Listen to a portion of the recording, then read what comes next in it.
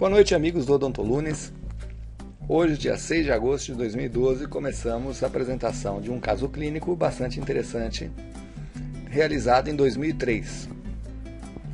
Então eu encontrei esse caso clínico na nossa documentação e achei que valia a pena passar para vocês alguma informação a respeito. Queixa principal do paciente: alinhamento das arcadas e reabsorção óssea. Na anamnese desse paciente foi observado que ele ronca à noite, tem dor de cabeça constante, zumbido no ouvido, teve uma cirurgia ortopédica por trauma e apendicite. Apresenta uma má higiene oral, classe 1, simetria facial e diastema grande entre o 31 e 41 e extrusão dos molares superiores. Esses dois pontos foram os mais importantes nesse tratamento que me motivaram a apresentar. A gente observa que na face tem uma simetria boa, a face está equilibrada, tem um sorriso por um problema muscular para o lado esquerdo pendente, mas nada comprometedor.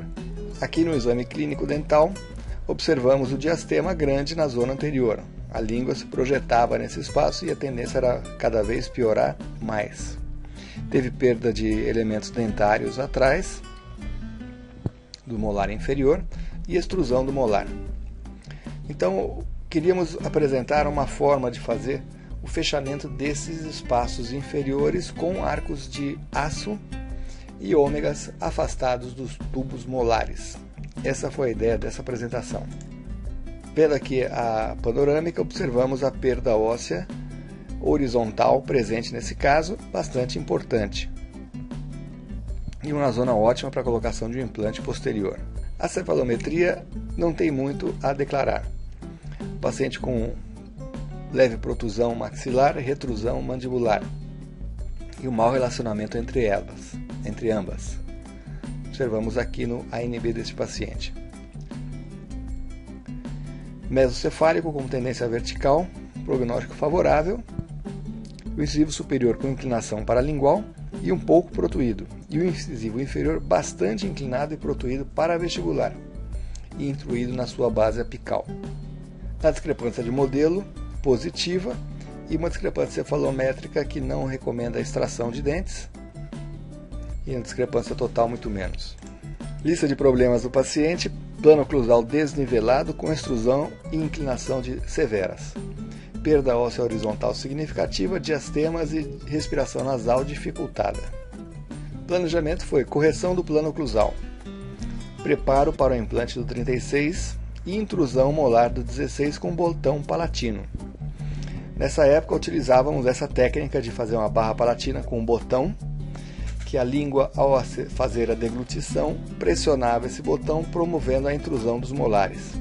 Hoje em dia, usaríamos os microtornilhos para fazer essa intrusão. Muito mais fácil, rápido e confortável para o paciente. E o fechamento de diastemas, utilizamos a técnica de utilizar arcos de aço com ômegas confeccionados antes da entrada do tubo dos molares. Fazendo o arco mais curto dessa maneira e utilizando uma ligadura, um amarrilho metálico para prender o ômega ao tubo molar, com força conseguimos uma retrusão anterior, diminuindo o perímetro da arcada. Essa é uma maneira prática, higiênica e confortável para o paciente. Eu considero melhor do que utilizar elástico cadeia de molar a molar, que é bastante anti-higiênico. Dessa maneira, com os amarrilhos colocados nos ômegas afastados do tubo molar, se faz afastado 1 milímetro de cada lado, então dá 2 milímetros, e vamos apertando os amarrilhos. Pouco a pouco o dente vai fechando o espaço de uma maneira bem tranquila. Outra maneira de fazer isso seria colocando um esporão na distal do canino e alguma mola de níquel titânio para fechar, o que é mais inconfortável, mais desconfortável para o paciente. Essa maneira dos ômegas afastados ainda considero mais confortável. Então foi feito na época o nivelamento desse dente com ômega curto e sempre apertando com as ligaduras, com o amarrilho. E no final a contenção com um arco de Hawley superior e inferior para aguardar o momento da prótese. Aqui a gente observa a panorâmica inicial e aqui o nivelamento do plano oclusal. muito importante para a finalização do caso. O caso finalizando, o ômega feito aqui afastado do tubo molar e preso com a ligadura. E os diastemas já fechados. Então, caso inicial e caso final. Observamos aqui a boa intrusão que foi conseguida com a técnica da barra palatina com o botão para a língua pressionar. Dá para observar aqui nessa imagem bem. O que havia de mais necessidade, o protesista poderia fazer um desgaste seletivo para adequar com a prótese inferior. Ok, era isso que a gente queria apresentar.